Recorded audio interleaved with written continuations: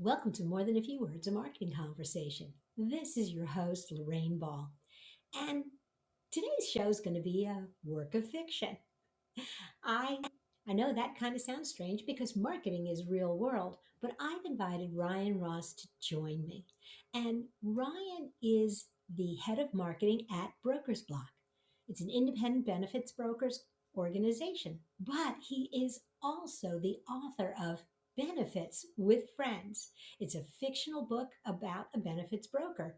And I'm going to let him tell you more about it, but process of part of the process his character goes through is learning to market his business. And that's what we're going to talk about today. Hi. Well, Ryan, welcome to the show. thanks, Lorraine. So I work at BrokersBloc. I'm the head of marketing there, and BrokersBloc is a GA, which means General Agency for Independent Benefits Brokers. We help them find carriers. And I came from the marketing world. I didn't understand benefits, so I wanted to learn about this and infuse what I know about marketing into the character. So it's a book about a pasta manufacturer that his father dies, and he has to take over his father's benefits brokerage and he has to learn how to market himself, right? So he has mentors along the way to figure out, like, okay, how do I get in front of people? How do I, identify who my audience is, and how do I actually make something that's interesting to them? So it was fun to write, first of all, because I got to use a lot of the things that I like. Texas Roadhouse is featured prominently just because I like it. But there's a lot of fun characters, and it's he learns along the way from my knowledge of marketing how to build his benefits brokerage. Well, I love that. And you have to tell everybody the name of your character because Sure. there's also a little humor in this book. Oh yeah, I try to put as many food puns as possible into this because I think in food. The main character's name is Al Dente, and he has a pasta manufacturer. His dad's name is Leonidas, which just sounds so like intense. And and he has a mentor. The mentor's name, I also like steak, so the mentor's name is Porterhouse. And one of his these are just like weird things I've learned along the way, are like, oh, I should put that into the book, right? Like one of his clients, her name is Souffle, and her husband is Bobby Flay, but it's spelled Fillet.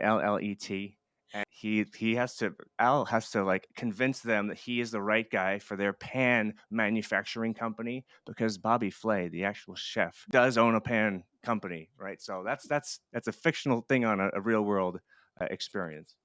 I, I love that because I think it makes the work so much more readable and approachable. And I know we weren't going to talk about the process of writing the book. We're going to focus on some of the marketing lessons, but I do want to make a comment here because I think a lot of people get hung up when they write books on being serious, and I'm so glad you didn't. Yeah, it just gets boring if it's not fun. And books are hard to write in general, and it's better if you having a good time like writing it. And I'm like laughing out loud, like, oh, I should name him Porterhouse. His name was Dave Gravy. That wasn't fun at all.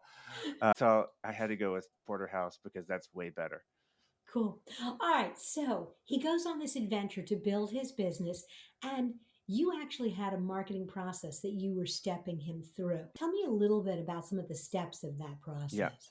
So the first one is that Al has a bunch of different clients. He's got like 99 clients, but he doesn't know where to hit first, right? So his mentor comes to him. He's like, "You need to pick a niche, figure out which audience you want to serve. Who do you know best?" And he knew manufacturing, right? He knows Mhm. manufacturing because he was a pasta manufacturer. And he's like, "I don't want to pigeonhole myself."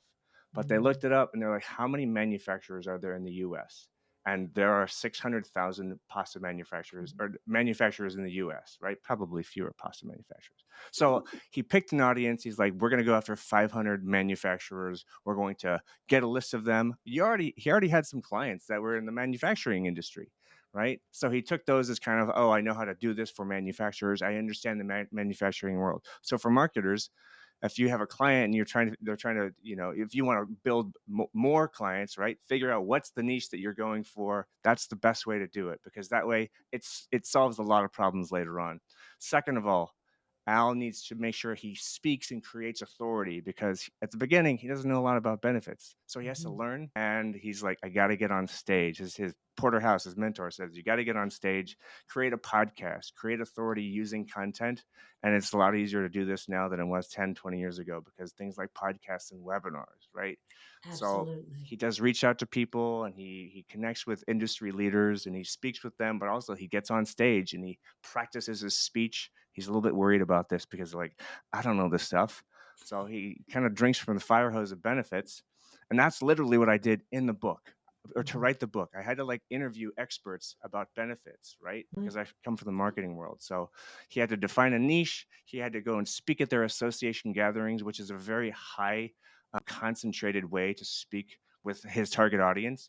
Another thing that I always recommend people do, especially if your audience is licensed, and our Mhm. audience is, right? Insurance Oh, yeah. brokers, financial advisors, they're licensed. So they need CE credits to Mhm. get their content or to keep their license, right? So what we do and what Al Dente did in the book was he created CE approved content. Now that requires going to the state, getting your organization approved to create continuing education. But once you do, people are 3 times as more likely to actually consume the content because they need it to keep their license, right?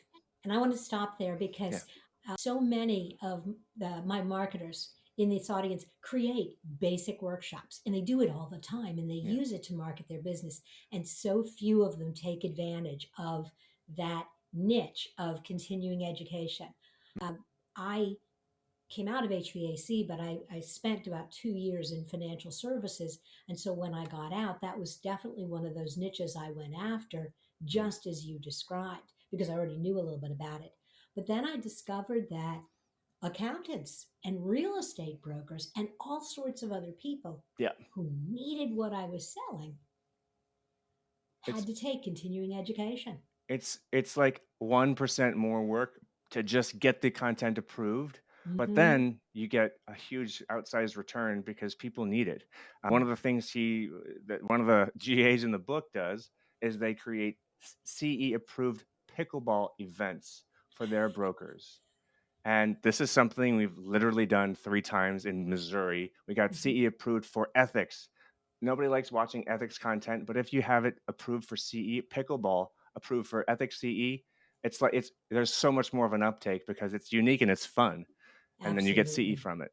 And you get CE from it, and you get CE in the topic that you really need, Yeah. the one that's going to be painful any other way. Yeah, it's That's very true. brilliant.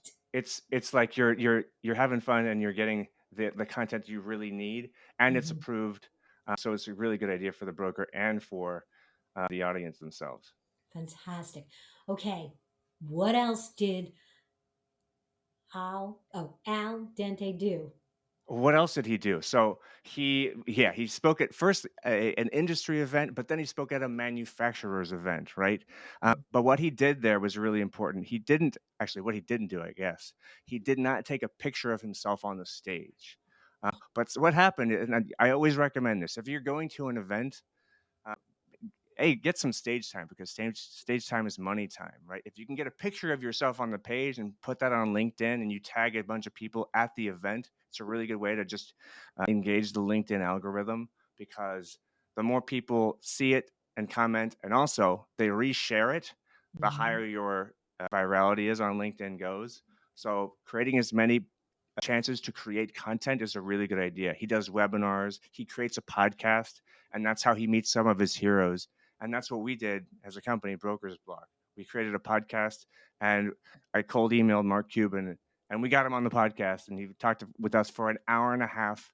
And then we created that as a CE content that we pushed out to brokers in Missouri. So if your content aligns with the topics that a high profile thought leader wants to talk about, maybe they have the book to promote, maybe they have a company to promote, they're more likely to actually respond if the content makes sense to them, right? Develop a list of a lot of people that you want to speak with because creating content, having a podcast, doing webinars, things like that is a really good way to meet your heroes if you want to. Sometimes you don't. Yeah, well, there is that. Well, Ryan, I could chat with you forever, but we are out of time. But what I'm going to do is I'm going to recommend that if anybody is curious about the rest of Al Dente's adventures, there'll be a Mhm. link in the show notes to go.brokersbloc, and that's spelled Yeah. bloc.com/Al-Dente. Yeah. And that will be in the show notes. Thanks Beautiful. again. Thank you very much, Lorraine. I appreciate the time. My pleasure. And if you've enjoyed this conversation and it's piqued your curiosity or spurred an idea, I'd love to hear from you. Hop over to morethanafewwords.com/contact. Drop me a note or record a message. I want to include your ideas in my next show. This has been another episode of More Than a Few Words. Thanks for listening.